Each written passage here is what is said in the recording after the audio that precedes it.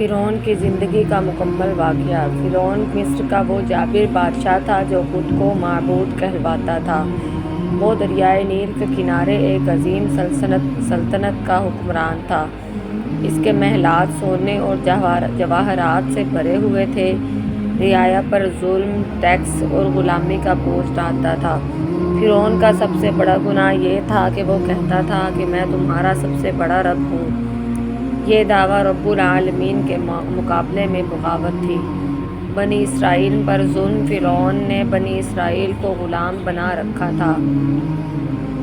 یہ لوگ حضرت یعقوب علیہ السلام کی اولاد تھے اور مصر میں آباد تھے۔ فرعون انہیں سخت مشقت کے کاموں پر لگاتا، کھیتوں میں، تعمیرات میں، محلات بنانے میں اور ذلت آمیز مزدوری میں مجبور کرتا۔ ان پر کوڑے برسائے جاتے اور ان کے مردوں کو قتل کیا جاتا۔ خواب اور قتل اطفال۔ فرعون نے خواب دیکھا کہ بنی اسرائیل میں ایک لڑکا پیدا ہوگا جو اس کی حکومت کو ختم کر دے گا۔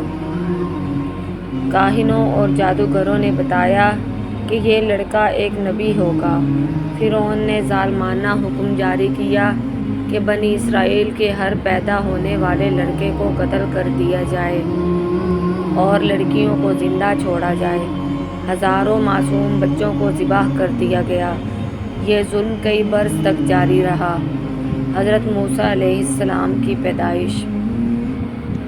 اسی دوران اللہ کے حکم سے حضرت موسیٰ علیہ السلام کی ولادت ہوئی۔ ان کی والدہ نے اللہ کی وحی کے مطابق ایک صندوق بنایا اور بچے کو اس میں رکھ کر دریائے نیل میں چھوڑ دیا۔ یہ صندوق فرعون کے محل کے قریب پہنچا۔ فرعون کی بیوی آسیہ بنت مزاحم جو نیک اور مومنہ عورت تھی، اس نے بچے کو دیکھا اور کہا، یہ بچہ ہماری آنکھوں کی ٹھنڈک ہے، اسے قتل نہ کرو۔ فرعون نے بیوی کی بات مان لی اور حضرت موسیٰ علیہ السلام محل میں ہی پرورش پانے لگے۔ حضرت موسیٰ علیہ السلام کی جوانی اور نبوت۔ حضرت موسیٰ جوان ہوئے تو ایک دن ایک مصری کو بنی اسرائیل پر ظلم کرتے دیکھا۔ آپ نے غصے میں ایک مکہ مارا جس سے وہ مر گیا۔ یہ خبر پھیل گئی۔ آپ مصر سے نکل کر مدین چلے گئے۔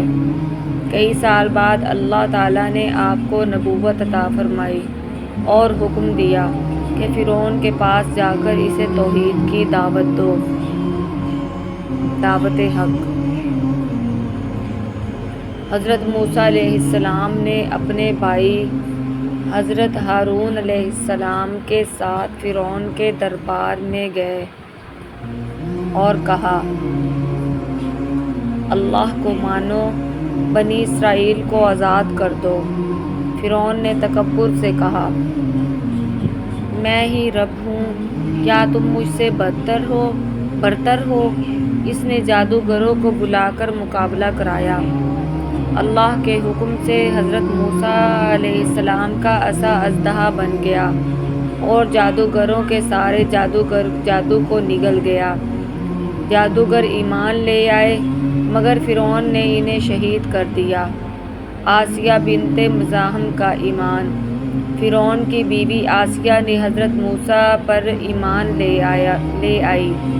فرعون کو جب پتہ چلا تو اس نے بیوی کو اذیت دی، لیکن آسیہ نے کہا، اے میرے رب، میرے لیے اپنے پاس جنت میں گھر بنا دے۔ فرعون نے اسے شہید کروا دیا مگر وہ جنت کی شہزادی بن گئی۔ فرعون کا انجام۔ حضرت موسیٰ علیہ السلام کے معجزات اور اللہ کے عذابوں کے باوجود فرعون ایمان نہ لایا۔ اللہ نے بنی اسرائیل کو حکم دیا کہ راتوں رات مصر سے نکل جائیں۔ فرعون اپنی فوج کے ساتھ پیچھے آیا۔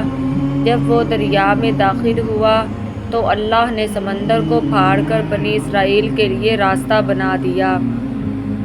جیسے ہی فرعون اور اس کا لشکر بیچ میں پہنچے، پانی آپس میں مل گیا اور وہ ڈوب گئے۔ ڈوبتے وقت فرعون نے کہا، میں ایمان لاتا ہوں اس خدا پر جس پر بنی اسرائیل ایمان لائے، مگر اللہ نے فرمایا، اب ایمان، جبکہ پہلے نافرمانی کرتا رہا۔ فرعون کا جسم پانی سے باہر پھینک دیا گیا تاکہ آنے والی نسلوں کے لیے عبرت بنے۔ فرعون دنیا کا سب سے بڑا ظالم اور متکبر تھا، مگر اللہ کے سامنے اس کی طاقت کچھ نہ چل سکی۔ اس کی زندگی اس بات کی دلیل ہے کہ ظلم کا انجام ہمیشہ بربادی ہے، اور اللہ کے نبی کی دعوت کو جھٹلانے والا کبھی کامیاب نہیں ہوتا۔ پلیز میرے چینل اسلامک نعت وظیفہ آفیشیل کو ضرور سبسکرائب کریں۔ السلام علیکم ورحمۃ اللہ وبرکاتہ۔